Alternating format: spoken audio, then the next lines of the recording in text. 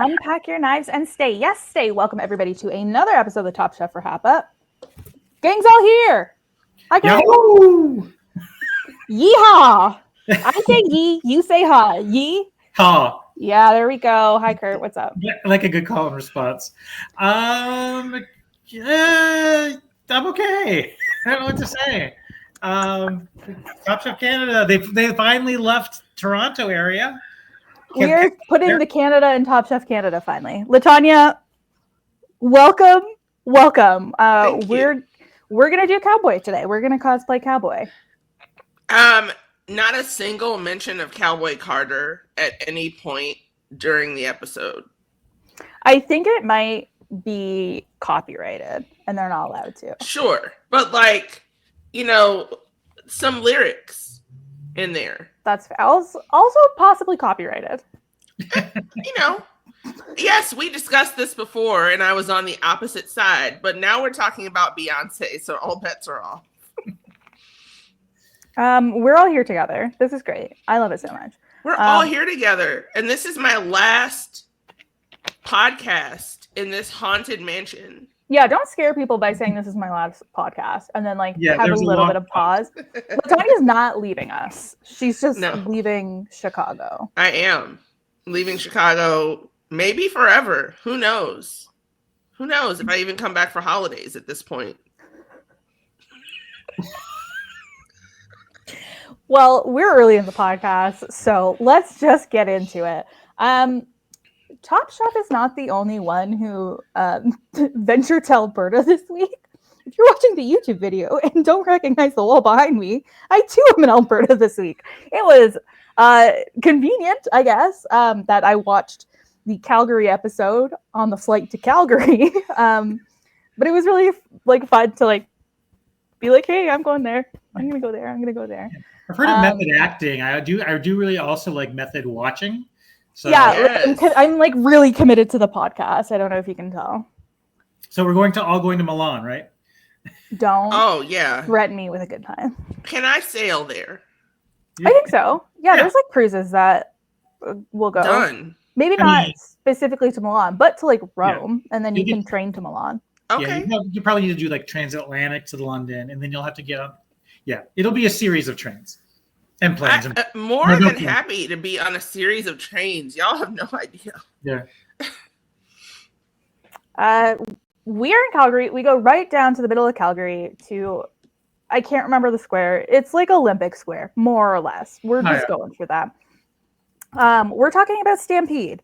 It is it's Calgary's biggest event. It's one of the biggest events in Canada.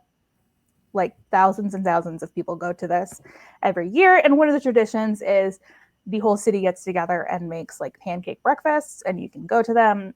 So the Quickfire challenge today is create a handheld pancake to serve to 50 diners. Yes, we're having a big Quickfire today. This is one of the bigger, I'm trying to think. And again, the fact that I can't think of one doesn't mean anything. But the fact that we very rarely, if ever, have Quickfires serving more than just the judges.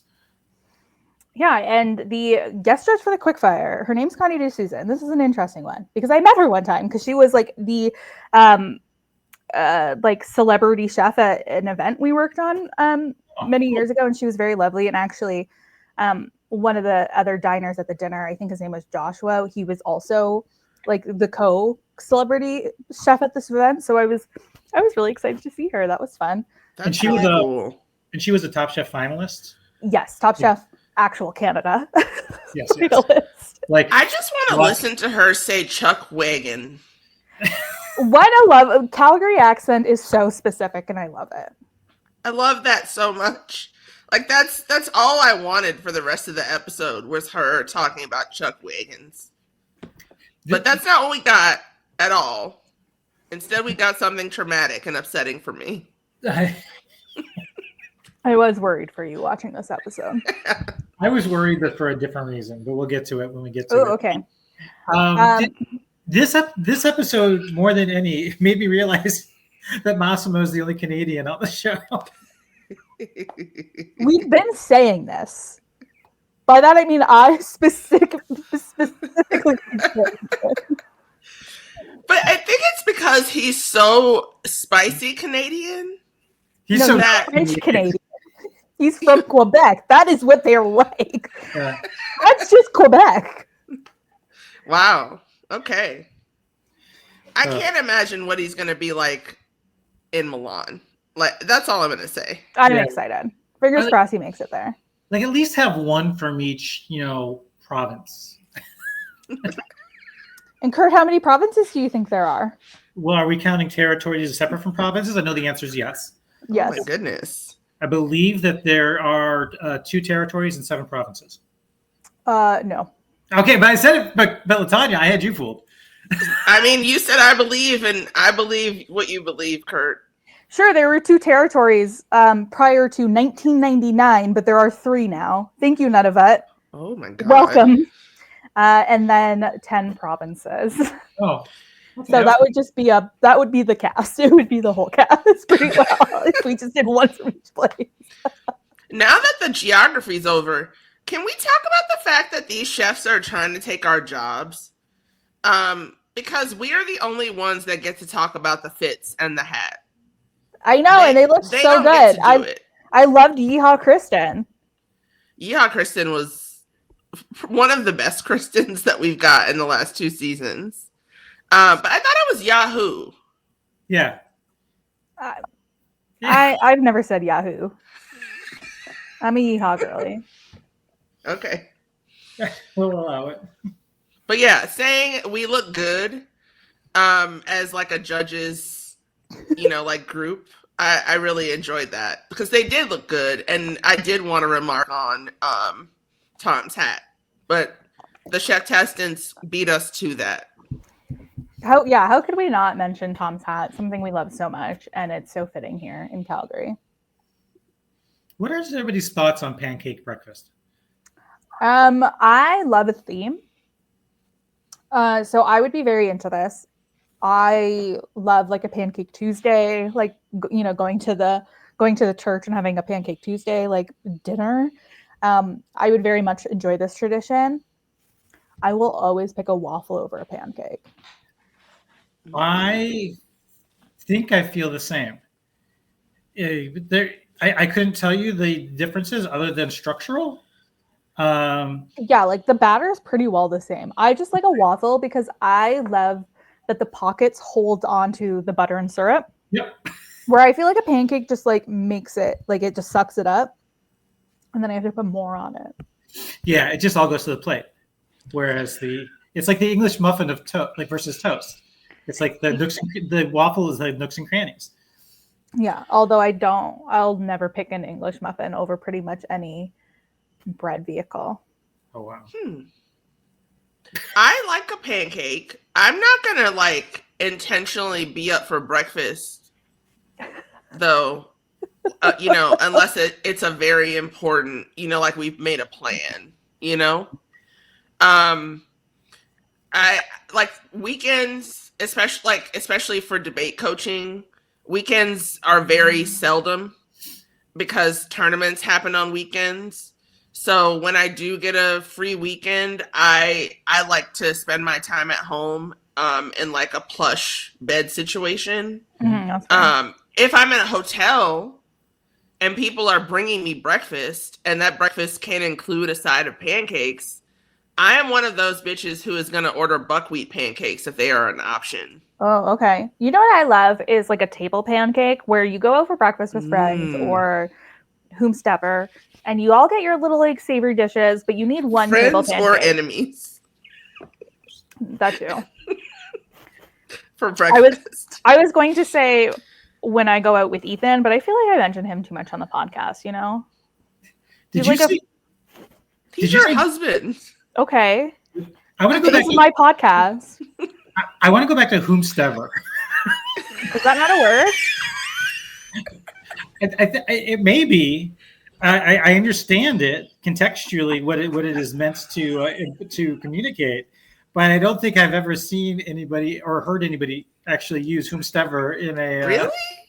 Yeah. You need more whimsy in your life than Kurt. Yeah, you haven't been talking to Haley very much. Yeah. Yeah, only all the time over the last 10 to 15 years. Kurt and I have known each other for so long. I've known Kurt longer than I've known my husband. Let's unpack that. I guess so, like I'm okay with pancakes. I agree with you, Haley. Like I'd have to get like something like a chocolate chip pancake. Oh, okay. Or chocolate that's a lot. Chocolate chip bacon pancakes are amazing. That I think I could deal with because like what I really want is a syrup vehicle. And I find like if I have like a chocolate chip pancake or a blueberry pancake, I want those sans syrup because it just gets too sweet for me. So I think like a chocolate bacon pancake would be fine. I like a classic. I don't know if I've ever had anything that I would say, oh, that's too sweet. Oh, I'm guessing because I'm a Libra, or also maybe because my brain is like slightly broken. I can't go like either direction too far. Like I don't love anything very salty or like anything too sweet or like anything too rich. Because then my brain starts to hurt. I'm definitely a savory girly. So that's another reason why I'm not like immediately drawn to a pancake. Like a pancake is never going to be my first choice of breakfast, or hardly ever. Yeah. And like, if you're meeting people, there's a good chance it's a brunch, and there's a good chance there's other things to get. Yeah, many other things to get. That's why you get one single table pancake, and then you dip your bacon in the syrup from the table pancake. Schwei made a cornmeal pancake with scrambled eggs, lachong, cheddar, and chili crisp avocado aioli. He won with this dish. We're on a gosh, I was gonna try and think of a pun with Schwei and like winner, but Kurt, if you can come up with something, that would be fantastic, and I'd appreciate greatly. Yeah, they had to make a lot of pancakes, and Schwei made some good ones, and also like they had to hold it in their hands. And this sounds bad to me because I don't like my hands to be sticky, so I don't want that. Yeah, I don't understand why utensils aren't okay. Yeah, like anymore. We could have had a fork, and it could have been compostable. Like we could have had it all. We don't have to do plastic. Like we could have had it all, and yet you all want to hold things with your hands. I don't. Which everyone has like, it's been proven by science, but by now that everyone's hands disgusting. Yeah. Everyone's. This is. Yeah, I don't think I would have been drawn to this. I recently discovered chili crisp as like a condiment, and I quite like it. But I think like going back to like sweet versus savory, I think my ideal pancake is like 80% sweet, 20% savory. Ideally, I think it would be like no savory. I guess throw in like that exception with like the bacon, but that's more like you're eating it in the same plate often anyway, so it doesn't really matter. But like this is almost like 100% savory, 0% sweet, which was, again, that's perfectly fine in the parameters of the challenge. But in terms of I think it's great in this specific situation where you're getting 6 different pancakes and a lot of them leaning on sweet. I think that's probably one of the reasons he won, is that his was just like so different. Yeah, I agree. Yeah. Massimo is in the bottom with his buttermilk pancake with plum sauce, bacon marmalade, and peach puree. Honestly, if I'm looking at a menu, this is probably what I'm going for. I love the idea of a bacon marmalade. Massimo, along with all of the other people, we're having a really hard time with their portable griddles out of a chuck wagon. Latanya, a chuck wagon. Is that what you like about it? It's like a long A or something like that. You're not doing it the way that she was doing it. It's sorry, wagon. It's like almost wagon, bordering on what is the name of that Family Guy show? Maybe it's Family Guy. American Dad. Oh. Sorry. I believe it is. There's like one of the characters who has a really funny accent to me, and it's like bordering on that, and I think that's what it was. Sorry. No, you're good. You're good. This is like in concept. This is the one I would have. Massimo's is the one I would have ordered. I would have been because sometimes like literally when I heard plum sauce, I was thinking like literally like a sauce made of plums versus I know if you get Chinese food sometimes that'll come with a plum sauce. Which I see what you mean. Yeah. Yeah. So like depending on what it was, like as I know like the next dish had a plum maple syrup, so that's kind of what I was expecting like from a plum sauce, but maybe more fruit forward than syrupy. But was like the pureed peaches, like this was there's everything I liked about this one. I would have wanted to try it. Yeah, I think honestly he had to make his pancakes real tiny, and I think that was the biggest issue because he had so many sauces for this tiny little pancake. If he had a normal sized pancake, I bet it would have stood up a lot better. It was tough. He didn't do it just didn't come together for him, and that's okay. It happened. My favorite part about this was what it revealed about Massimo, which is that he doesn't like the idea of cooking over those types of open flame. Like a griddle, because he can't control the heat because he needs to control everything. That for me, I was just like, okay, we're getting like your shtick makes a lot more sense now. Underneath, you just need to control everything, and I completely understand that. So I feel like I understand Massimo more as a competitor as a result of this. Not so great for him, Quickfire. Yeah, it was tough, but it wasn't like abysmal, as we kind of saw later for other people. Bailey made a buckwheat crispel with brown butter pecan, plum maple syrup, roasted mushroom, and spinach. This feels. I love a sweet and savory. This feels a little too out of left field for me. I think it's the spinach and also the mushroom. Y'all can't tell me that this looked good. I can't. You're right. I would eat it, but I can't be like, oh yeah, that feels great to me. This felt less like sweet and savory and sounded more like sweet and umami, which seems different, like sweet and earthy. I think that's fair. You know what? Like now that I can think about it that way, I do think it makes a difference for me. Yeah, let's put a bookmark in the mushrooms. We're going to come back to mushrooms as an interesting couple dishes. See, this is what I would order because buckwheat. Like Bailey and I understand each other on a cellular level because Chicago. Right. And also like again, giving me the idea that maybe I could be on a reality TV show, even though I have massive anxiety. Like Bailey has been delivering that for me all season, and I really appreciate it. But it's the buckwheat. It's called a Crespel, like fancy. I'm a 50-year-old bougie bitch. Brown butter pecan, love. Roasted mushroom, love. Spinach, love. Tend to stay away from because that seems to be the vector for like every illness, like foodborne illness. Okay, that happens. Yeah.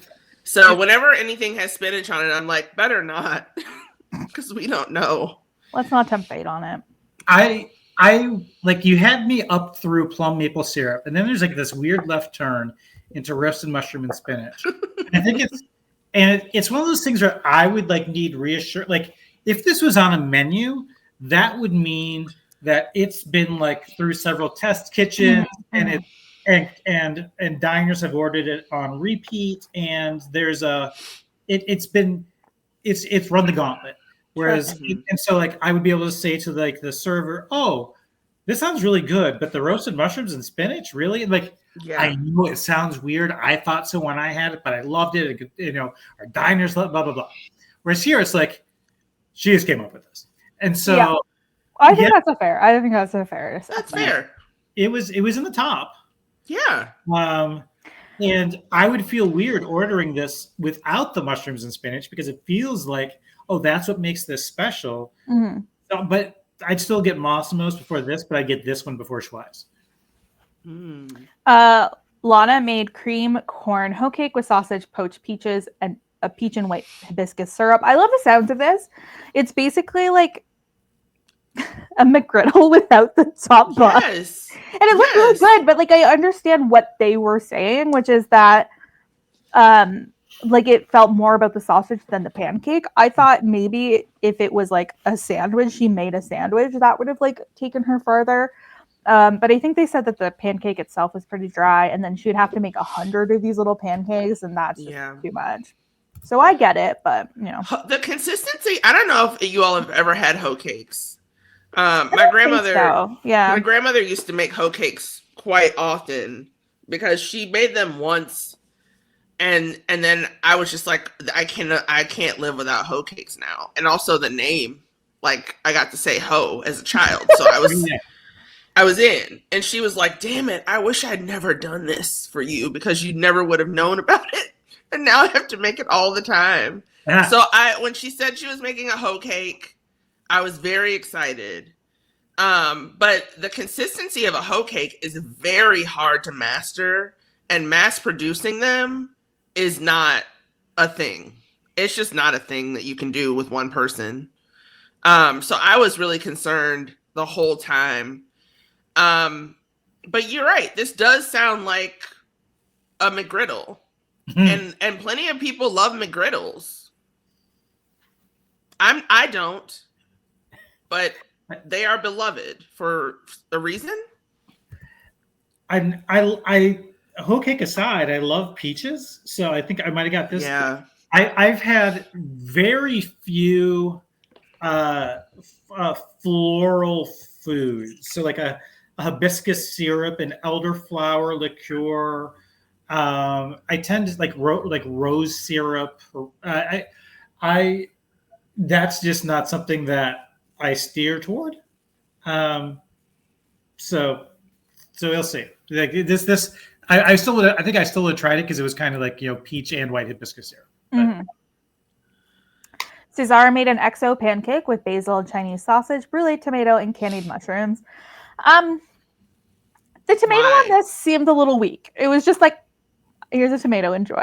Yeah. Cesar, this is a bit of a tough episode for Cesar and Lana. Both tough episodes for our friends here. I'm curious. Tell me more about the candied mushroom. I'm like, at least that's like getting it into sweet, I guess. And the thing about the thing I like about this one compared to Shuai's is like I'm not, and probably it's the scrambled eggs. I'm not a big scrambled egg person. I hate them. I think they're gross. Yeah, that squarely puts Shuai's dish as a breakfast item in my mind. Whereas when I read Cesar's, I could see this being like an appetizer at a restaurant, and where there's nothing here that makes it breakfasty.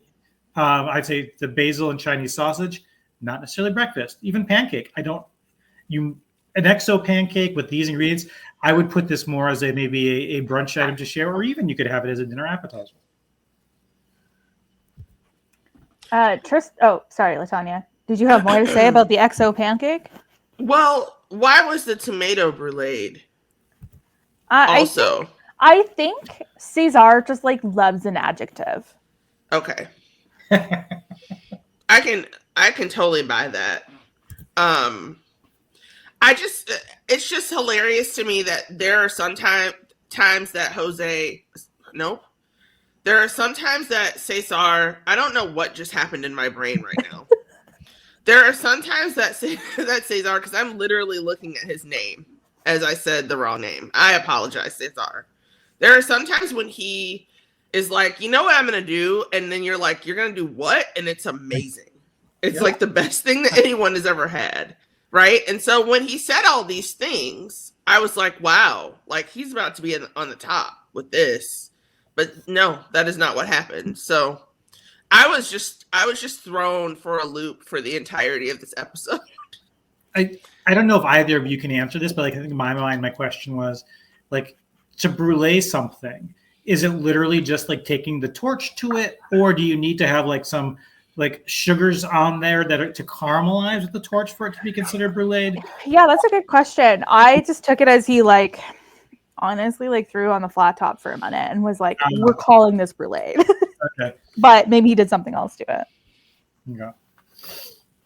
Tristan made cachapa with cheese and Berber chorizo, charred pepper, and bacon syrup. That sounds fun. He was in the top with this dish as well. It has to have a coating or topping of caramelized sugar. That's right. Literal French language translation is burned, but in the food world, it refers to foods that have a coating of or topping of caramelized sugar. Because I wanted to know the answer to that too. Yeah. Okay. That makes sense, and especially with like the candied mushroom as well. Like I can see that being interesting, but I think you'd have to tomatoes are often just so sweet anyway that I don't know what you're getting by bruleeing a tomato, but go see. And I said Tristan's. How do you feel about Tristan's?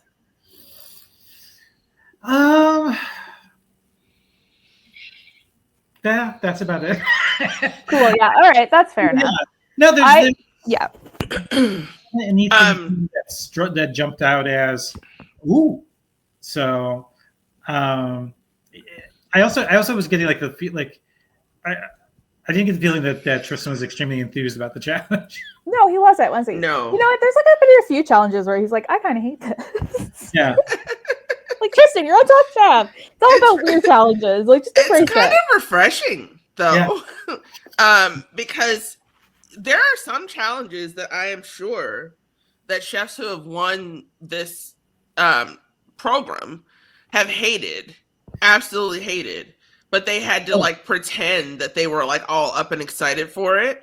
And this is reality TV, so I love it that the reality is that Tristan hates some of these challenges and he's gonna let it be known that he thinks it's bullshit.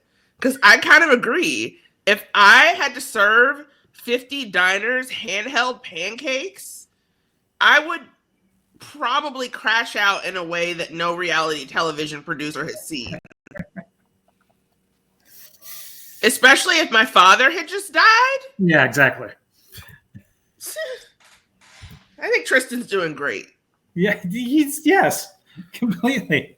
Like I think he's still a lock for the finale, if not the win. But last week he had a bit of a rough week, but I would be just like being like, you want a pancake, and then just like shoving the pancake into people's faces. I would give them some reality TV. So Tristan, I think you're doing wonderfully. Grief is a bitch. That's all I will say.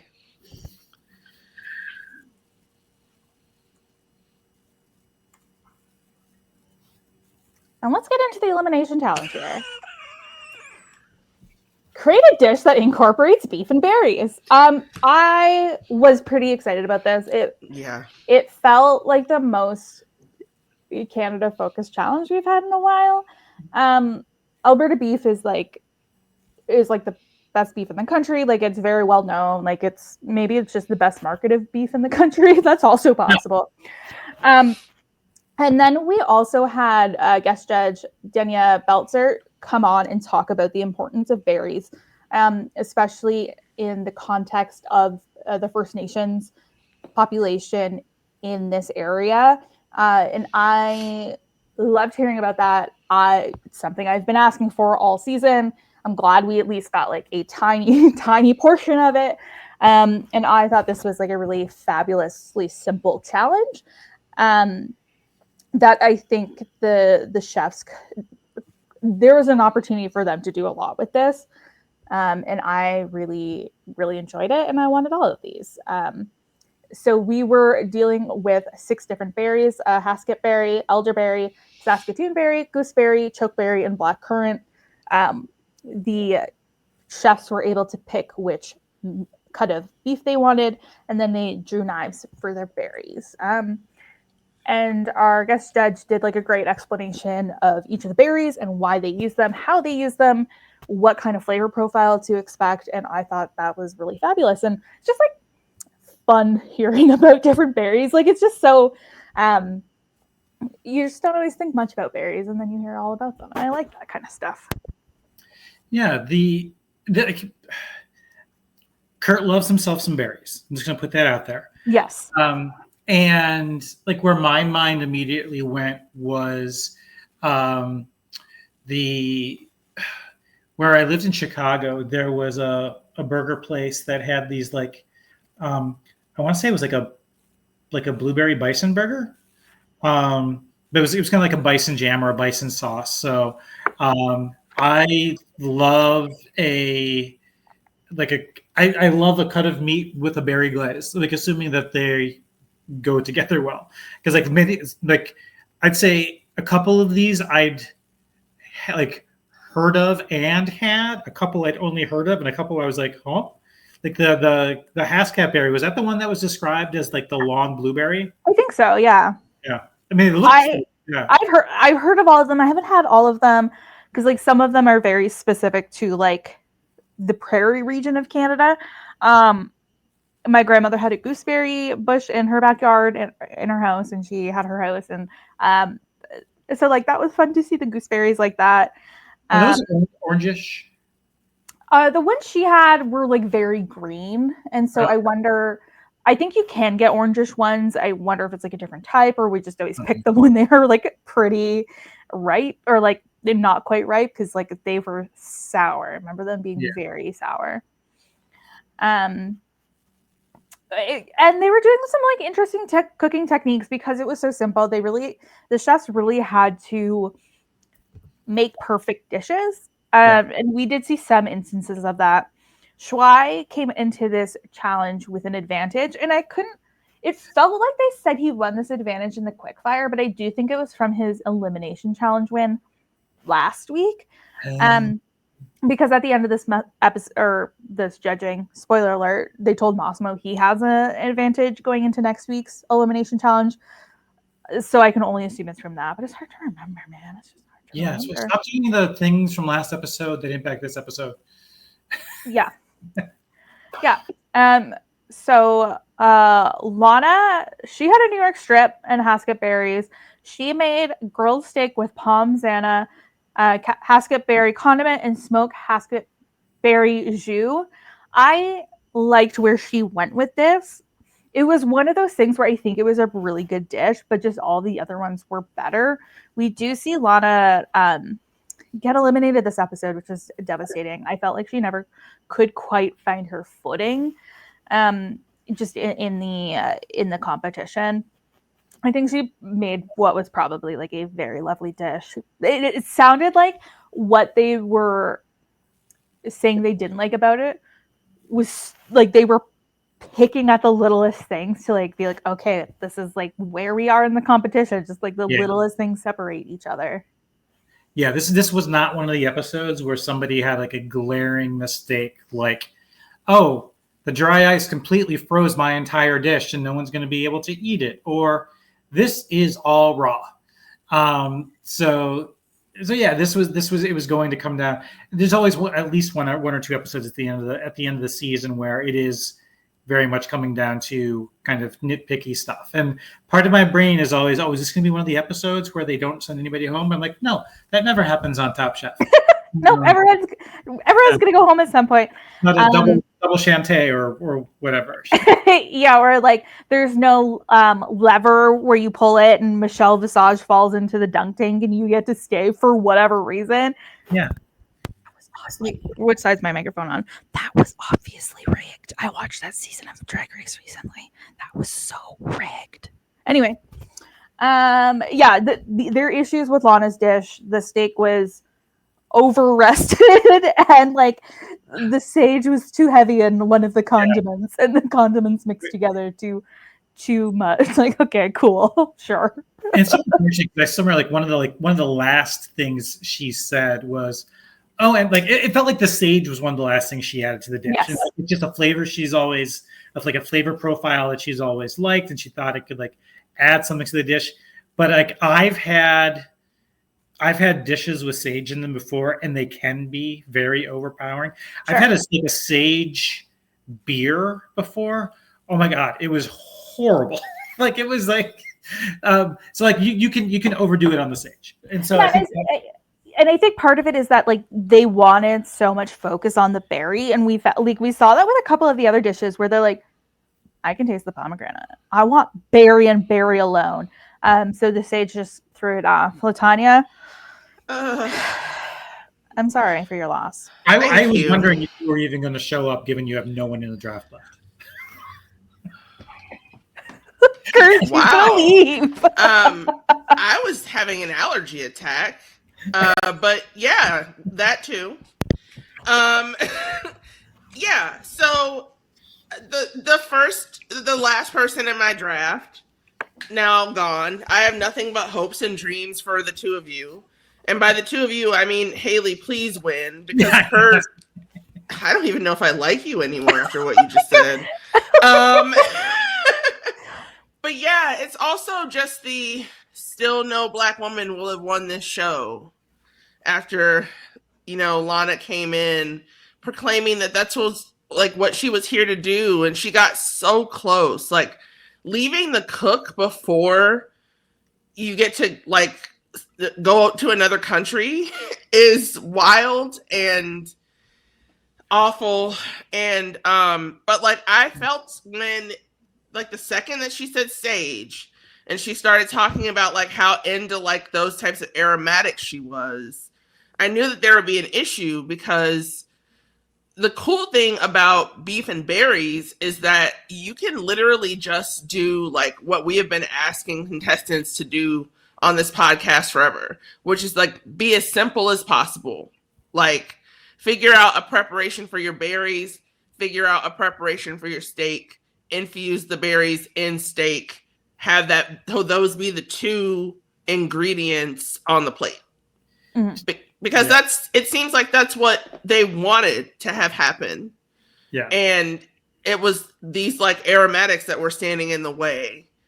And for her to also be sage is kind of her thing.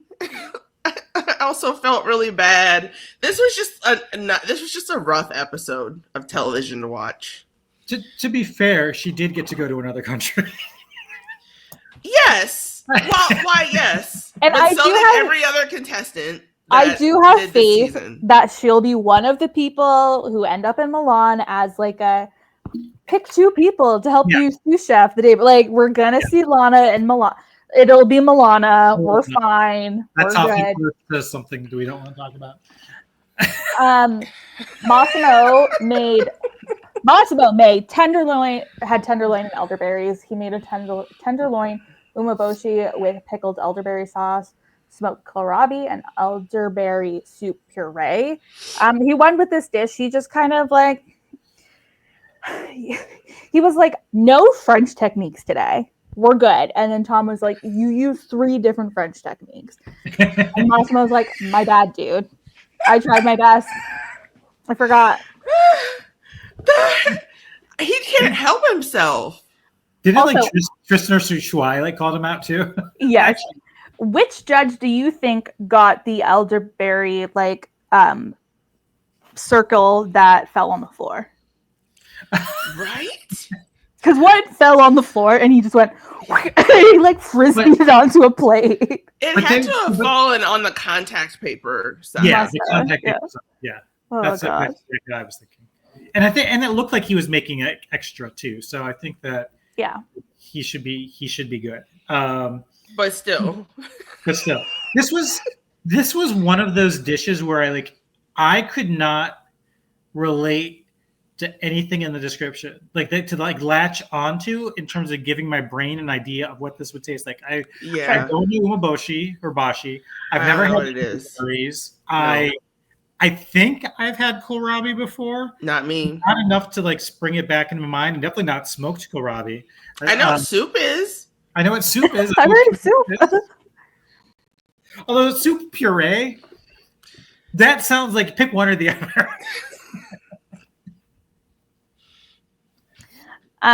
Bailey made beef cheek and Saskatoon berries. Everybody was going for the beef cheek this episode. They really wanted it, but she ended up with it. She made Saskatoon berry braised beef cheek with creamy polenta, bruleed blue cheese, and roasted walnut. I'm I think I'd gravitate towards this because I love the idea of a bruleed blue cheese, and I bet I would have loved that. I would have loved that. As is, I would have loved that. Yeah, same. This is especially the blue cheese and walnuts is a great combination. They loved her polenta, and then beef cheek, college nickname. Tristan made flat iron. No. America, explain. I can't let it happen. I'm in Canada. I have to know. I'll just drink more water. I have to stay hydrated to keep the lies coming. Flat iron and gooseberries. Tristan made Alberta flat iron steak with kohlrabi, gooseberries, and bone marrow pemmican. He really listened to Denya's explanation of like how that specific berry is used and why it's used. And he tried to make his own version of that, which I thought was really cool, really lovely. Love what he did. This looks great. He was on top, deservedly so. And there's a difference between what Tristan did here with the pemmican and what Vinny had done previously in terms of like kissing up to the judges in the early. Yeah, this didn't feel like no. And maybe it's just like Vinny, my sweet darling Vinny. He just kind of like, it always seemed like he was, like trying to impress the judges.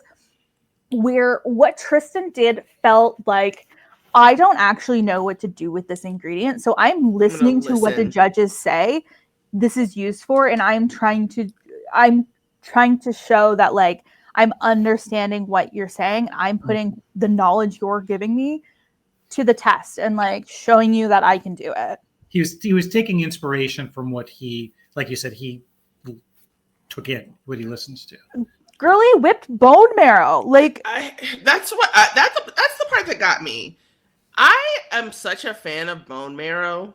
I was talking to my mom about this recently, and she's just like in shock. Like for her, I may as well be talking about like escargot when I talk about bone marrow. So when he whipped up the bone marrow, and they were just like, well, Tristan is obviously making something delicious. And I was like, yes, we're doing it. And to hear that part of why he is incorporating just like the techniques that he was told about and like the brief that they got is because he had to live in so many different places because his mother was in the military. So he just picked up different parts about every place he was like ever lived and took them with him. So cool. And then really like cool to see his just kind of like homage to something bigger shine through in the end. Yeah, this is our beautiful dish, and I was really excited to see him do this.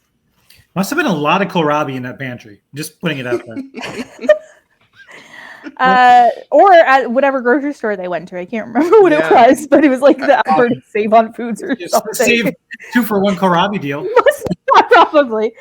Cesar had the ribeye and chokeberries. He made grilled ribeye, chokeberry reduction, rutabaga cream, and bone marrow cornbread. I think the cornbread is such a brilliant idea.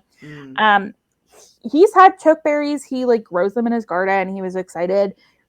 I love the explanation of this is that it's like a super tannic berry. And his reasoning was he wanted to like chill it out a bit with the sugar. They said you should have like really gone into the tannic nature of the berry because you do have a red meat that tends to go well together. I feel bad for Cesar because I feel like he keeps trying so hard and then he keeps like ending up in the bottom and like being surprised about it. He's like, oh, I did this because of this and I did this because of this. I feel bad for him. And I was concerned because there was one point in his cook where I think he added blackberries to his reduction, and my mind immediately was like, okay, well, you're not making the chokeberry the star. You're kind of making this blended berries. Yeah. Yeah, and then I also felt the same way when in Bailey's dish. When she was like, and I added a little bit of pomegranate juice, and you basically heard the music go, dun, dun, dun, and you're like, oh, Bailey, you're going to be mad about the pomegranate juice. And I think someone at the First Nations representative at the judges table was asking, oh, did you mix something in with the chokeberries or something like that? And he didn't mention the blackberries at all. And I think she was like, at the judges table was like, yeah, that's what was in there. There was something else in there. Like, yeah. So I was concerned when the blackberries were, Blackberry girly, self-proclaimed, but not for this challenge. Like, focus on the berry. The berry. You get a berry, and you go for berry. Yeah, the berry. The berry. Schwei was in the top with his short rib and blackcurrant. He was really thrilled about his extra half-hour cook time he won last week because of the short ribs. He made Mama Wang's stuffed cabbage with braised short rib, wild rice congee, and blackcurrant pepper sauce. And the whole time he was cooking this dish, he's like, I don't know, man. I'm going real simple with this. And I thought it was brilliant. And it just like shows that Schwei is like finally found his footing.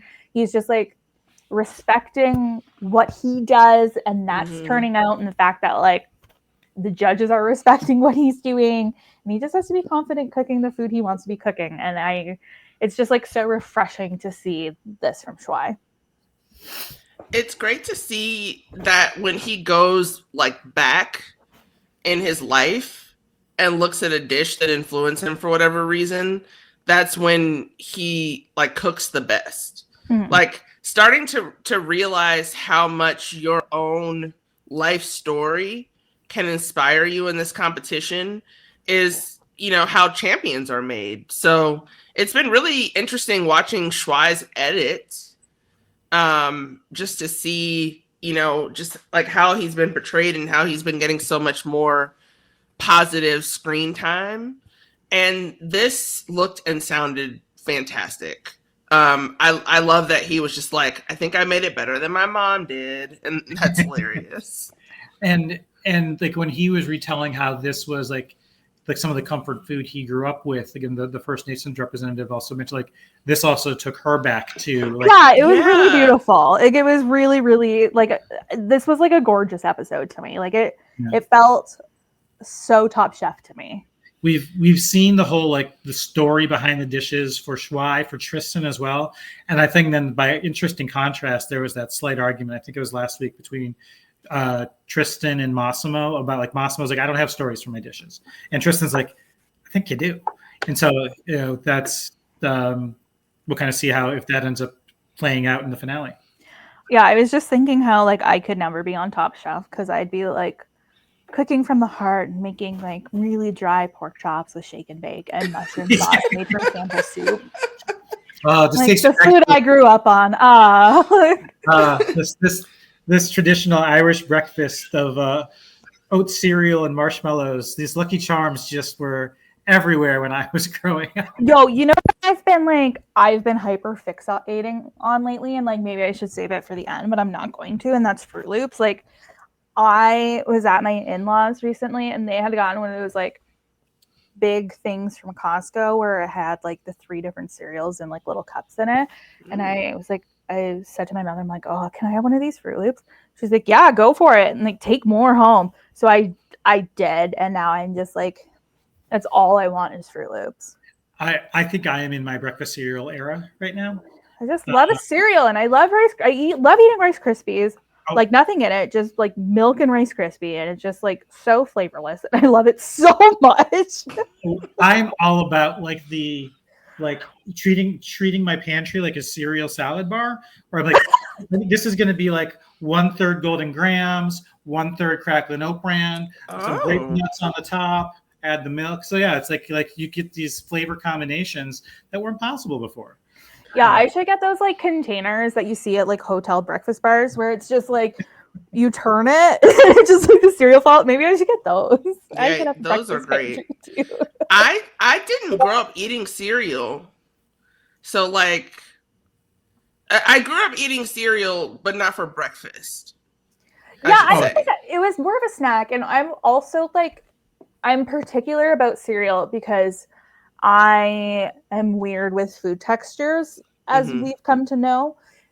So I don't like when it gets soggy. So I like a splash of milk, so that it Rice Krispies specifically, I have to eat so fast because they get too soggy. But like I don't like to let anything sit. Like I need to just like eat it. Yeah. See, I'm the opposite. I love a cornflake. Like a soggy cornflake situation, maybe with some bananas. I love putting a banana on a cereal. Like I very much enjoy that. I'm very much more, I think, like on the crunchy side. Like, I love grape nuts. Like, some I don't people think think it's that great. it looks like gravel. Yeah. It does. I love like an oatmeal crunch. Like I like when there's a lot going on in a cereal box, or like Vector. Do you remember Vector? I've not heard of maybe it. it's What's Canadian. Vector? Maybe it's a Canadian thing. It might be. I don't know. It's delicious. Yeah. Anyway, So, what was that? I said anyway. Anyway, Massimo wins this challenge. Good for him. I'm thrilled for him. We see Lana leave this episode. I'm really sad. I felt like her exit interview was really different than what we've seen. Or am I like making that up? Like I feel like usually we do that in a studio where we just kind of have her on the streets of Calgary being like, "How do you feel, Lana?" Yeah, true. It Usually really... it's like a voiceover while she's packing up her knives. Yeah, but it was just like behind the restaurant. And yeah, I was watching this entire. I thought I'd heard at some point that 2 people were being eliminated this episode. So I was like, well, I'm losing someone. Maybe you know what I think it is they said it a little weird, is that we're going to be in Alberta for 2 weeks.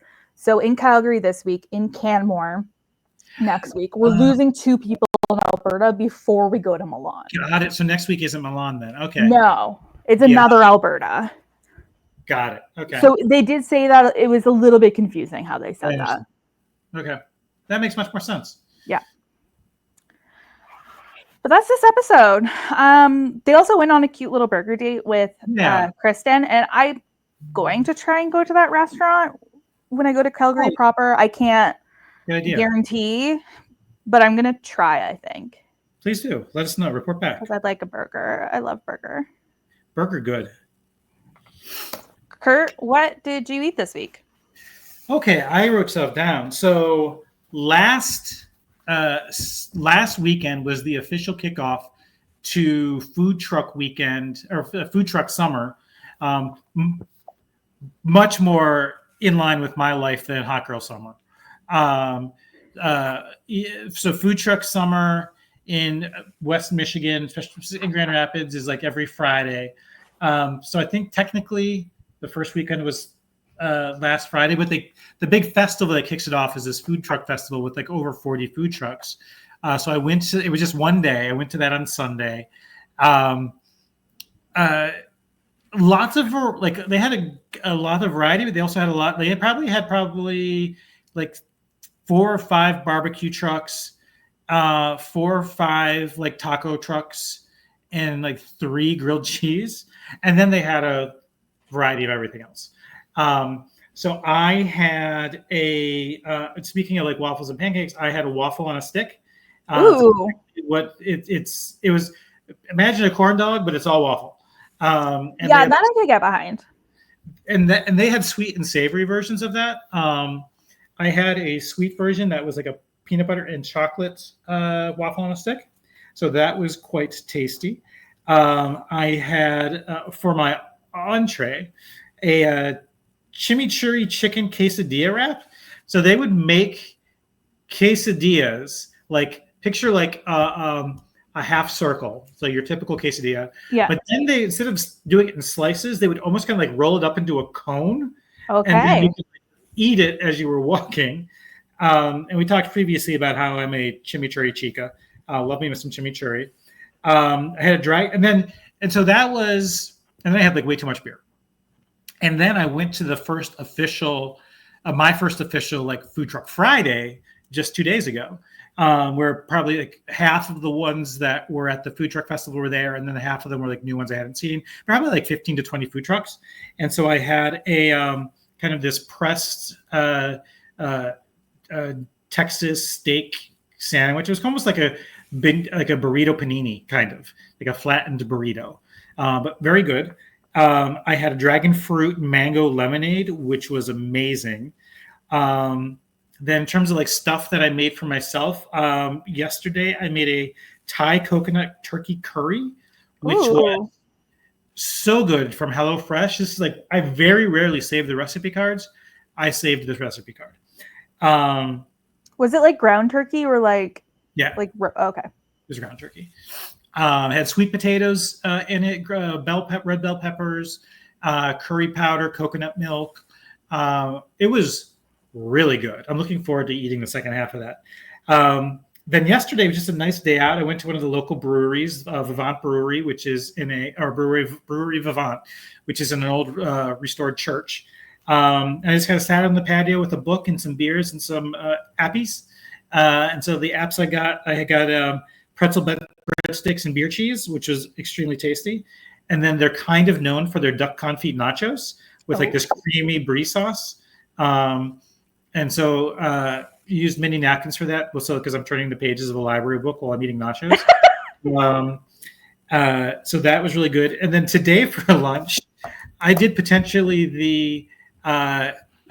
the very, very, upon reflection, sad thing of going to Korean barbecue all you can eat by yourself. No, I love that. That's great. I support that. I have no issue. Like, there's some people who like hate going out to eat by themselves. I love going out to eat by myself. Yeah. I bring my little Kindle. I sit there for as long as I want. Well, not as long as I want. Like, I'm respectful to like the servers and their tables. Yeah. But like, I have a lovely time. Me too. There's one Korean barbecue place within walking distance of me that I went to that said it opened at noon. I got there at 12:03 and they weren't open, and I hung out for 5 minutes. I'm like, well, Google must be wrong, because it wasn't like they were like tardy in opening the door. There was no one inside. Right. So I had to walk back to my apartment, then take the 15 to 20 minute drive to the second Korean barbecue place. And that one, it was like I had the intentions of repeating what I did at the brewery, bringing a book, reading. You have to tend the barbecue grill too much, but they're yeah, that's fine. Yeah. But it's been probably a year since I've been to this one, and they have like a little buffet area in addition where you have they have like the sauces where you can like whatever you want to like dip your grilled meat in. But I remember their little appetizer-y buffet was pretty weak before. Like there were like these like mini crispy egg rolls, and I don't even remember what. But now they've got like kimchi, which they hadn't had before. They had like a whole freaking buffet bin of crab rangoons. Like I could have just sat there and ate those all day. That is probably and then like some Korean chicken wings. Yum. Yeah. But so I did the solo Korean barbecue, and I did not overdo it. So I was very proud of myself for that. I was like, you know what? I could try to cram in another order of the garlic, the smoky garlic pork belly, but no, I'm going to stop here. Anyway, that's my report out on my foods. LaTanya, did you had anything tasty? Have you been able to eat solids? I've been able to eat solid food. Yay! I mean, let's not jinx it, you know. Yeah, knock on wood. I will say during this podcast, I've been having a delicious brown sugar chai latte. Oh, that sounds tasty. With soy milk, of course. Normally I get almond milk, but for chai, I love soy. That's fun. I love oat milk in like an iced coffee. I just like love the creaminess of an oat milk. It's so good. Okay, let's see. I had a taste for some soul food. So my mom actually like made me food. Oh. Which was very exciting. She made me some green beans. She made string beans with white potatoes with bacon in it as like the fat. And then she made I think they were like lima beans with ham hock as the meat. Oh, cool. Oh, that was delicious. She made the cornbread with the corn in it, like I like it. And yeah, so she made me like a couple of days of food, which was delicious. I also recently had from this restaurant called Soul and Smoke, which let me tell you, their prices are out of control. The portions that I received, I don't even know fully what to say, but the food was good. So I got smoked turkey tips because, you know, a bitch is trying to be more healthy and just not like have all of the pork all of the time. Right. And I also got tried like a half portion of their Cajun shrimp and grits. Ooh. which were really good. They had like actually like big pieces of like big shrimp in there, which doesn't happen very often when you get shrimp and grits. Um, so that was wonderful, and they had my favorite cream soda, which I have just randomly had a few times. It's Spreacher cream soda. I Oh, the first had it Sprecher. Sprecher, Yeah. sure. I first had it when I lived in Milwaukee, and they don't have it in Chicago very often, but a couple places I've ordered from recently have, and so that's been fun. Um, I've been enjoying ordering from Starbucks recently. Um, I haven't had Starbucks in a really long time. And I just like, sometimes like to give myself a little treat when I'm having a rough day. So I've been really enjoying the Summer Skies drink. Hmm. What's It's that? got like raspberry flavored pearls. It's Ooh. like an iced beverage. That It's looks great. beautiful. Like it's like got coconut milk, so it just feels very like summery and fun, which is the vibe that I am going for at the moment. Um, what else? I had a burger because I have low iron, and so my doctor was like, "We're gonna give you Rubber. the iron pills, but how about you have a burger as well?" And I was like, "Yes." Can you give me a referral to your physician? My doctors are very much like, we know that a bitch has to live, in this world.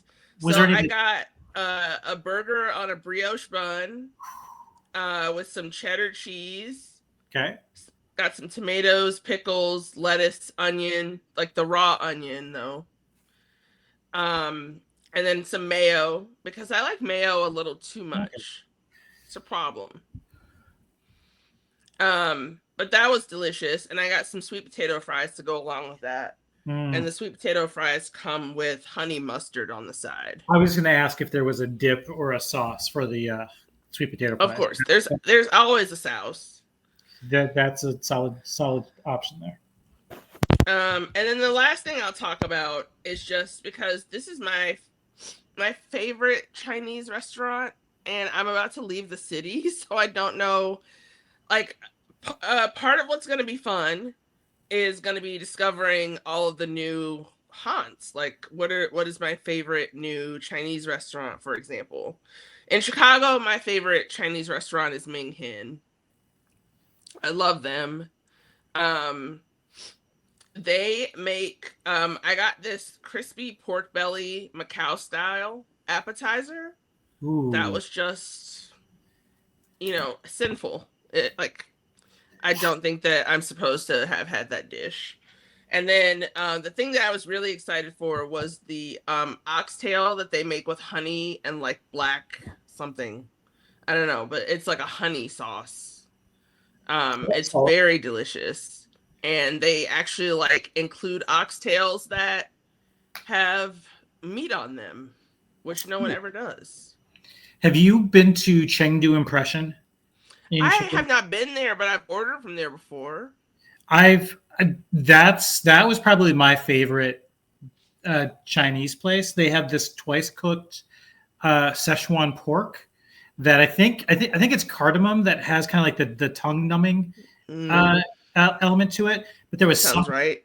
like the crispiness of the twice cooked pork, and then whatever it was, and like or maybe it was the Szechuan peppercorns, which would make more sense.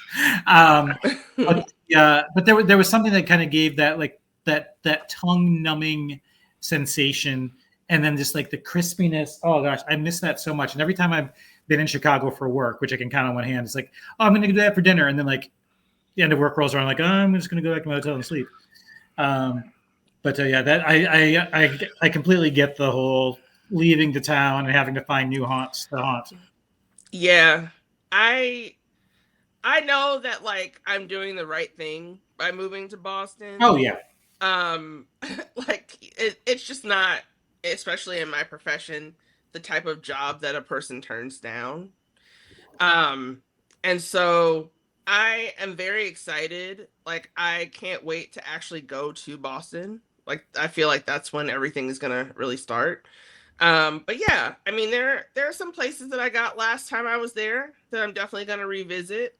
And I'm gonna get to learn what my favorite Chinese restaurant is if I haven't already. So I'm very much looking forward to what our next podcasts are going to look like, because I'm going to be in a hotel. I think the next time that we meet. And you will be within train distance of the, I believe, October New York RHAP event. I will. Yeah. Not so much. I know. I'm very excited about that.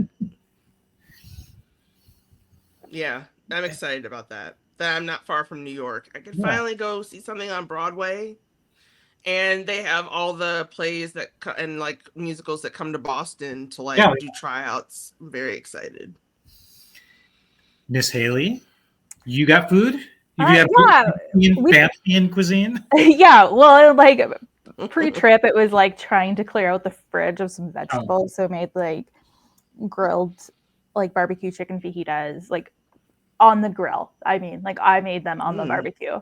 And those were pretty delicious. What else did I even do? Gosh darn it. I'm trying to like even like think. I take more notes each week on what I ate than on the show. Yeah, I just like take pictures of it because I like I send my dad pictures of my dinner every night. So like I do usually have like a picture of dinner. That's very sweet. It is pretty adorable. We got, because like of when our flight was the other day, we decided to buy passes for the airport lounge because there was like a buffet and like the food there was so incredibly mid, but it was a bottomless bar. So like Bloody Mary, Bloody Mary, Bloody Mary. So we got our money's worth on that aspect. What's your drink of choice, Haley? White wine. Okay. Oh yeah, I try not to do like a ton of cocktail for like I try to stick to like one cocktail if I'm like having a cocktail because they're too easy to drink sometimes. Let's see. And then guys, I got to go to Chili's yesterday. I was so excited to go to Chili's. Chili's is a treat. It is I don't a care treat. what anyone says. And of course I have one like decently close to me. But that is over a border that like I'm not trying to cross a whole lot these days. Yeah. So I had to go halfway across the country for Chili's, and it was delicious. And I got a triple dipper. Ethan and I shared a triple dipper. And got the big burger bites, the chicken crispers with the honey chipotle, obviously, and the Southwest egg rolls. And then, of course, we had to get a chicken bacon ranch quesadilla. It's a little bit of everything. God, I love their ranch. It's the best ranch on the planet. It's really good ranch. It was like your restaurant wars. You're like, look at the menu, give me everything. We have to try it. I want it. It was great. I had a great time. I got to eat leftovers for lunch today, which is also great. And then last night we went to the like Swiss restaurant on site at the hotel, and we got fondue, obviously, and it was. I mean, like, what's better than a pot of cheese where you just dip carbs into it? Like, what else do I want from life? Nothing. That is what I want. Was there also a chocolate fondue involved? We didn't get the chocolate fondue because I wanted the Black Forest cake. And that's it so far. Next week I'll have some more updates. But I'm having a good time. I want you to talk more about what you dipped in the fondue. Oh yeah, of course. Bread. Apple, green apple, of course. Pearl onions, cornichons. And that that's all included with like the fondue, and then we ordered like a side of sausage and roast potatoes, and those were fabulous. I don't think I've ever had pearl onion and cornichons as part of a fondue platter, but it makes sense. Really? Oh, I feel like it's always in our fondue platter. Did you get to dip cheese in the cheese? No, shockingly enough. But it was really good. I love fondue. I love a blue cheese fondue. Oh, that would be a lot. that was. But yeah, That is what I ate this week. Kurt, where can people find you on the internet if you want to be found on the internet? You can find me at Kurt Clark on most of your major and minor social media ventures, except for one where I'm actually strangely Clark Kurt, and I don't know why I did that. But otherwise, yeah, at Kurt Clark with 2 C's. Latanya? You can follow me on Twitter and also on Blue Sky at LK Starks. I, Cash App. No, I'm just kidding. I have been kind of like lessening the amount of podcasting that I have to do just because there's a lot going on right now, and just getting out of the hospital is a whole thing. So I will be on more stuff soon, just when things even out a little bit. So please stay tuned. But yeah, at some point I want to have a discussion about all things concerning like Andor and the like. So look out for me. I'll be doing that at some point in the near future. Andor is one of those things where I'm like, I'm going to have to rewatch season 1 because I have no recollection of anything about this show. Really? See, yeah. It was so memorable to me, and I watched those episodes so many times that I was just like, I got it. Like, all I need is the recap. And you can find me on Instagram at @strong_, and you can check out my Bookstagram account at The Strong Library. After a slow reading April, I am having a much better reading May. So check that out. And until next time, pack your knives and go. Bye. This is RHAP. We know reality TV.